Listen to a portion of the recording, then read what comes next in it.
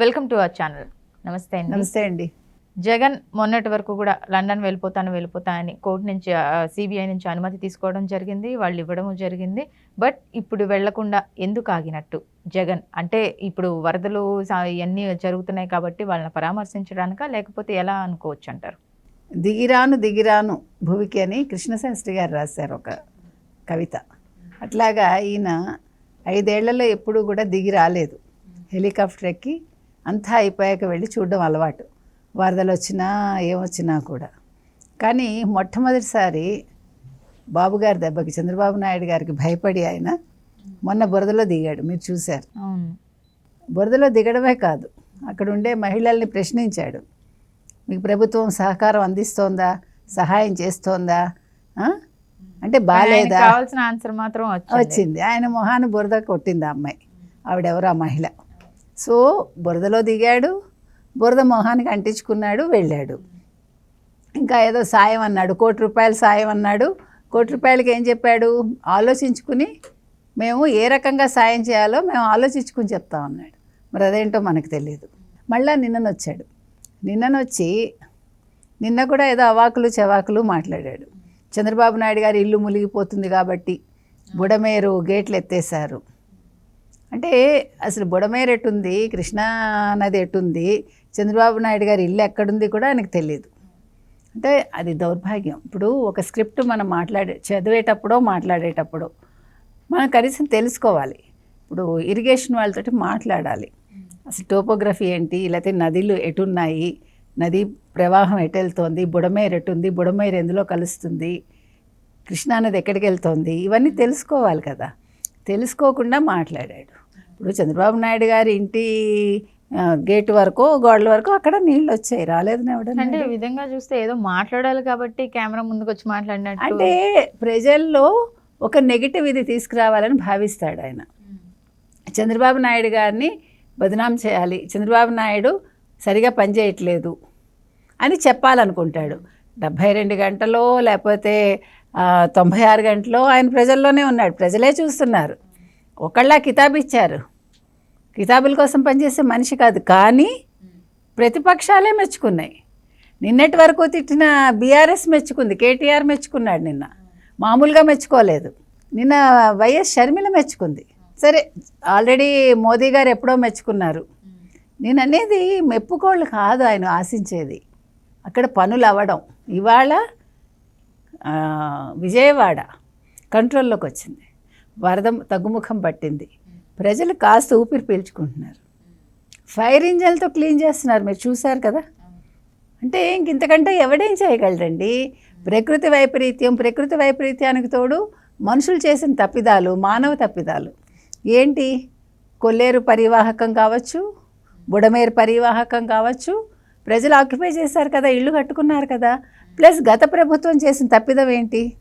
ఇసుక మొత్తం తోడేశారు, పూడిక తీయలేదు. మరి ఇవన్నీ జరిగినప్పుడు ఎవడేం చేస్తాడు? ఇవన్నీ సగం మానవ తప్పిదాలు, సగం ప్రకృతి వైపరీత్యం అన్నీ కలిసి ఇది వచ్చినప్పుడు ఒక ముఖ్యమంత్రిగా తను ఏం చేయాలో చేశాడు. పవన్ కళ్యాణ్ని తిడతారు వీళ్ళు, పవన్ కళ్యాణ్ ప్రజల్లోకి రాలేదని. వస్తే ఇబ్బందులు ఏంటో ఆయన చెప్పాడు. దానికి వాళ్ళ సోషల్ మీడియాలో అంటే పనిచేసే ఒక జర్నలిస్టు, దానికి జగన్మోహన్ రెడ్డికి కూడా పవన్ కళ్యాణ్ లాగానే ఫ్యాన్స్ తాకిడి ఎక్కువ కాబట్టి ఆయన గత 5 ఏళ్లలో ఎప్పుడు ప్రజల్లోకి రాలేకపోయాట. ఈ విషయం పవన్ కళ్యాణ్ ఫ్యాన్స్ వింటే ఏమవుతుందో ఆలోచించుకోండి. అంటే అసలు కంపారిజన్ కూడా ఒక బుర్ర ఉండాలి కదా. అటువంటి జగన్మోహన్ రెడ్డి నిన్న చంద్రబాబు నాయుడు గారు అడిగారు, మనం ఏదో పని పాట లేకుండా ఇలా తిరుగుతున్నాము, పని చేస్తున్నాం మనం, పాపం ఆయనకి చాలా పనులు ఉన్నట్టున్నాయి, లండన్ వెళ్తున్నారా అని అడిగాడు ఆయన. మరి ఆ దెబ్బకి ఇవాళ లండన్ వెళ్ళడం ఆగిపోయిందేమో, ఇవాళ వెళ్ళటం లేదు ఆయన. అంటే ఫ్లైట్ కూడా ఆగిపోయింది. అంటే కంప్లీట్గా అయిపోయినట్టు అంటారా? లేకపోతే అది చెప్పలేము. మళ్ళీ కూతురు కదా, అక్కడ కూతురు కంట పార్టీ ఎక్కువ కాదు కదా, కూతురు కంట ప్రజలు ఎక్కువ కాదు కదా, డెఫినెట్గా వెళ్తాడు. ఇవాళైతే వెళ్ళడు. మనం ఎందుకు చెప్తున్నామంటే చంద్రబాబు గారి దెబ్బకి జగన్మోహన్ రెడ్డి భయపడ్డాడు. ఏది ఏమైనా చంద్రబాబు గారి దెబ్బకి మొన్న బురదలో దిగాడు, ఇవాళ లండన్ ప్రయాణం ఆపుకున్నాడు. మరి రేపేం చేస్తాడో తెలియదు. ప్రజలకైతే సేవ చేయడు, వస్తాడు ఒక రక్షణ వలయంలో, నవ్వుతాడు అంటే వెకిలిగా. ఇప్పటి వరకు కూడా ఈ వరదలు వచ్చిన తర్వాత ముందు హెచ్చరిక వచ్చినా కూడా ప్రభుత్వం ఎటువంటి చర్య తీసుకోలేదు, ముందుగానే జాగ్రత్త పడలేదు అని వైఎస్ జగన్మోహన్ రెడ్డి అన్నారు. ఇప్పుడు మళ్ళీ వరద ముంపు ప్రమాదం ఉందని అయితే హెచ్చరికలు వస్తున్నాయి. ఇప్పుడన్నా పోనీ ప్రభుత్వం కాకపోయినా జగన్మోహన్ రెడ్డి అయినా ఏమైనా చేసే అవకాశం ఉందంటారు? ఏమండి, మీరు ఇలాంటి మాటలు అడిగితే మాలాంటి వాళ్ళు ఏం సమాధానం చెప్తామండి? జగన్మోహన్ రెడ్డి సహాయం చేయటం ఏంటి? అసలు అలాంటి పదాలు ఆయన డిక్షనరీలో ఉండవు. వస్తాడు, షో చేస్తాడు. మొన్నను వాళ్ళు ఎవరు చెప్పారు? రక్షణ వలయంలో వచ్చిన కేటీఆరే చెప్పాడు. రక్షణ వలయంలో వచ్చాడు, 151 మంది ఎమ్మెల్యేలు గత ప్రభుత్వంలో ఆయనకు ఉన్నారు. వాళ్ళు ఏం చేశారు ఇంతవరకు అని అడిగాడు ఆయన. ఈ మాజీలంతా ఏం చేస్తున్నారు పనులు చేయకుండా అని. కాబట్టి ఇప్పుడు చేసేవాడితే ఇప్పుడే చేస్తాడుగా. కొనబోయే గేదె పెట్టబోయే బచ్చలట. అలాగా ఎప్పుడో రాబోయే వరద గురించి ఎందుకండి? ఇప్పుడు వరద వచ్చింది, ఇప్పుడు ఏమైనా చేసి ఉద్ధరించాడా ప్రజల్ని? అదేంటండి, బురదలో దిగారు, ఎప్పుడు లేనిది, అసలు కాళ్ళకి మట్టి కూడా అంటలేదు, అలాంటిది బురదలో దిగే అందరినీ భయపడి దిగాడు కదా. బురదలో చంద్రబాబు నాయుడు గారి కోసం దిగాడు. చంద్రబాబు నాయుడు అలా పనిచేస్తుంటే జనాలు మొహం మీద పేడేస్తారని చెప్పి దిగాడు, అంతేగాని ఇష్టపడి దిగలేదు. అది కూడా రక్షణ వలయం ఓ చోట నిల్చున్నాడు, వాళ్ళతో మాట్లాడాడు. ఆ బుడమేరు గేట్లు ఎత్తేసారు, దానివల్లే చంద్రబాబు నాయుడు ఇల్లు కాపాడుకోవడం కోసం అంటూ మాట్లాడాడు. సో అంబటి రాంబాబుకి ఎలాగో తెలీదు ఆయన శాఖ గురించి, అనిల్ కుమార్ యాదవ్కి అంతకంటే తెలీదు. కనీసం ఇరిగేషన్ డిపార్ట్మెంట్ వాళ్ళని అడగాలి కదా మాట్లాడే ముందు. సరే, స్క్రిప్ట్ రాసేవాడు ఎప్పుడు ఒకటే స్క్రిప్ట్ ఇస్తాడు, అది మనకు తెలిసిన విషయమే. కొత్తగా ఏదైనా తెలుసుకున్నాడా, కొత్తగా ఏదైనా మాట్లాడా? మీరేమో ఇంకా రాబోయే వరదల గురించి మాట్లాడుతున్నారు. ఈ వరదలు చాలండి బాబు అనుకుంటున్నారు ప్రజలు. ఇంకా కొత్త వరదలు వద్దు, కొత్తగా జగన్మోహన్ రెడ్డి చేసే సాయం కూడా అక్కర్లేదని ప్రజలు అంటున్నారు.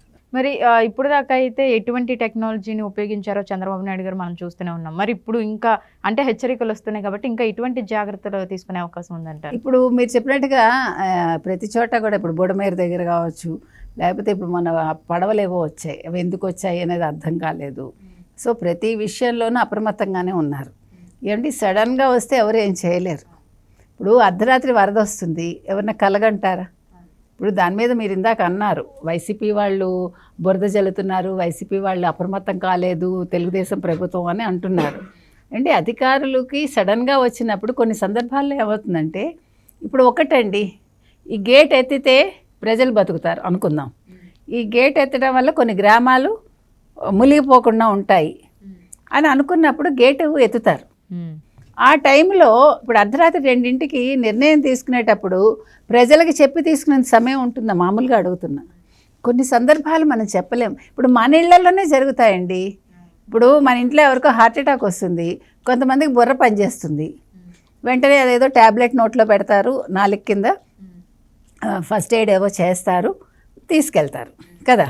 కొంతమందికి అసలు ఏమీ తెలియదు, ముందు కంగారు పడిపోయి అందరినీ లేపేసి పక్క వాళ్ళని కూడా లేపి ఈలోగా మనిషి ప్రాణం పోతుంది.